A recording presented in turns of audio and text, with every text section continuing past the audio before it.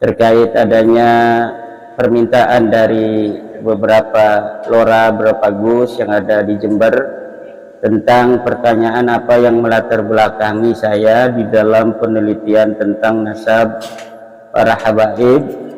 Maka dapat saya jawab bahwa yang melatar belakangi saya di dalam meneliti nasab habaib ini adalah ketika adanya fenomena-fenomena di depan publik, pengakuan-pengakuan dari seseorang yang mengaku sebagai keturunan daripada Kanjeng Nabi besar Muhammad sallallahu alaihi wasallam, baik ketika berceramah ataupun dalam kesempatan-kesempatan wawancara, atau juga saya pernah lihat di dalam sebuah sidang pengadilan di mana ada seseorang yang mengaku sebagai keturunan Rasulullah bertanya kepada seorang kiai yang menjadi saksi, apakah Nabi Muhammad itu adalah kakek ane atau kakek ente.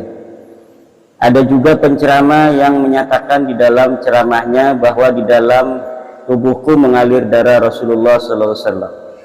Sementara menurut hemat kami, antara pengakuan dengan akhlak-akhlaknya tidak linier.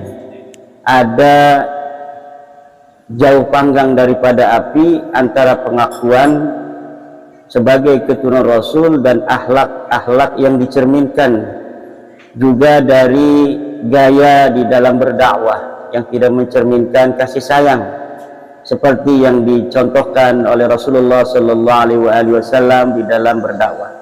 Inilah yang melatar belakangi saya di dalam keingintahuan apa betul pengakuan mereka sebagai keturunan daripada Rasulullah SAW ini sesuai dengan apa yang tercantum di dalam kitab-kitab nasab yang sudah ada sejak masa lalu. Assalamualaikum warahmatullahi wabarakatuh. Jumpa lagi sedulur bangsa dan setanah air. Salam sejahtera untuk kita semua. Rahmah, barokah, salamah Allah subhanahu wa ta'ala untuk tercurah untuk kita semua. Di sini saya akan menanggapi pernyataan daripada Kiai Haji Imaduddin Utsman Al-Bantani terkait dengan tesis ilmiah beliau, yang mana banyak sekali dari sahabat-sahabat baik itu di Jember, Jawa Timur dan sebagainya menanyakan daripada apa motif dari beliau membuat suatu karya ilmiah terkait dengan nasab Trah Ba'alawi. Dengan terang benderang beliau menyatakan bahwa mengapa beliau membuat suatu karya ilmiah tentang kenasaban tersebut didasari oleh panggilan hati, panggilan jiwa beliau manakala mendengar beberapa ceramah, beberapa sifat yang kurang baik dari yang mengaku dzurriyyah Rasulullah SAW, sehingga beliau dengan hal tersebut terpanggil untuk memberikan sebuah catatan tentang kenasaban daripada dzurriyyah Rasulullah SAW yang ada di Indonesia ini. Jadi didasari atas hal tersebut, bagaimana Yai Imaduddin Utsman mengatakan bahwa selama ini banyak masyarakat menyampaikan keluhan-keluhan tentang perilaku oknum, sifat yang tidak terpuji sehingga meresahkan masyarakat, membebani masyarakat. Manakala ada oknum habaib yang bertindak di luar kewajaran, tidak sesuai dengan akhlak Rasulullah SAW, maka timbul pertanyaan, betulkah mereka itu dzurriyyah Rasulullah SAW? Maka Yai Imaduddin Utsman mencari referensi-referensi terkait ilmu kenasaban, sehingga dari beberapa kitab akhirnya menulis sebuah tesis yang sudah di PDF-kan, disebarluaskan terkait dengan Dzurriyyah Rasulullah Shallallahu Alaihi Wasallam yang ada di Indonesia. Hal ini adalah Rabithah Alawiyah. Jadi tidak ada tendensi benci, tidak ada tendensi ingin memecah belah antara ulama dengan habaib, antara masyarakat dengan habaib, karena didasari atas perilaku-perilaku oknum. Hal ini yang menyebabkan keterpanggilan jiwa batin yang gelisah inilah Kiai Imaduddin Utsman mengambil sebuah kesimpulan dengan hati yang jernih, dengan pikiran yang tenang, menulis tentang nasab dzurriyyah Rasulullah Shallallahu Alaihi Wasallam, dalam hal ini Bani Ba'alawi.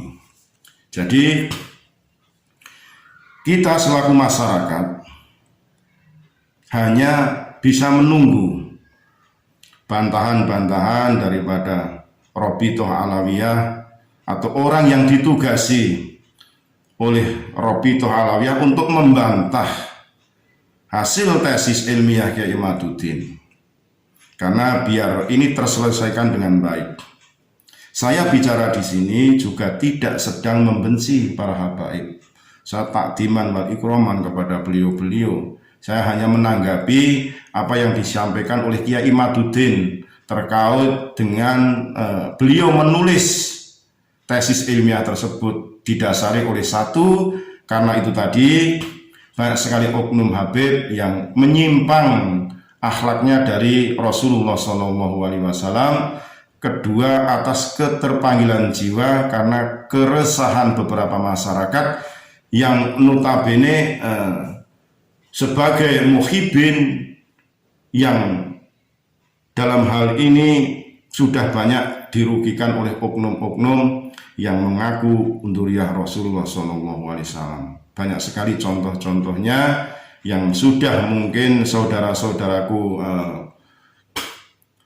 simak, baik itu di YouTube atau di lingkungan sosial saudara-saudaraku semuanya, terkait dengan bagaimana perilaku yang mengaku dzurriyyah Rasulullah SAW. Banyak sekali sih oknum-oknum kan yang mengaku habib, meresahkan, akhirnya ditangkap. Ternyata mereka orang yang hanya mengaku-ngaku, bermodal hidungnya mancung, pakai sorban, mengaku habaib, mengaku dzurriyyah Rasul. Nah, ini hal ini yang sampai saat ini oleh Kiai Imaduddin dituangkan dalam sebuah tulisan yang permintaan daripada Kiai Imaduddin untuk dibantah secara tulisan juga. Ini loh yang perlu saya sampaikan. Jadi biar terang benderang agar kita tidak terbelenggu atau berkutat kepada hanya istilahnya masalah kenasaban saja. Tidak, intinya dari perilaku lah, akhlak. Karena itu mencederai para habaib yang dari sini, habaib sepuh yang akhlaknya luar biasa sebagai panutan masyarakat gitu. Kita juga tidak istilahnya serambah uyah, ya tebang pilih lah, dalam artian ada oknum-oknum yang memang sengaja ingin bikin suatu keresahan dengan perkataan, dengan tingkah laku yang kurang terpuji. Ya mungkin saja karena ada tanda kutip misi-misi untuk memang harus mereka melakukan hal seperti itu. Jadi intinya kita tunggu ya, kita tidak boleh arogan kepada siapapun ya, juga tidak boleh serambah uyah. Di sini juga kita selaku umat Rasulullah SAW senantiasa mendoakan dzurriyyah beliau semua, juga tanpa diminta kita dalam sholat 5 waktu pasti mendoakan untuk kita mendapat syafaat wasilah Rasulullah, rahmah barokah dari Allah Subhanahu wa Ta'ala. Saya kira itu, segala hilaf mohon maaf. NKRI Nusantara milik kita. Assalamualaikum warahmatullahi wabarakatuh.